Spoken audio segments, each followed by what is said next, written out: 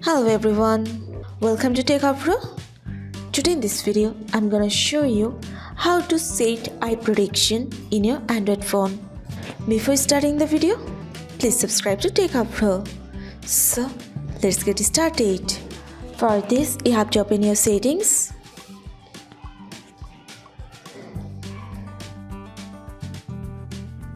Now go to Display and Brightness.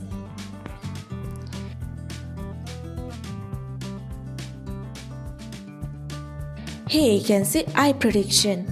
If you want to set your eye protection, you just have to turn on the button. That's it. So this is how to keep eye protection in your Android phone. So guys, that's it. You can do this. I think this video is very helpful to you.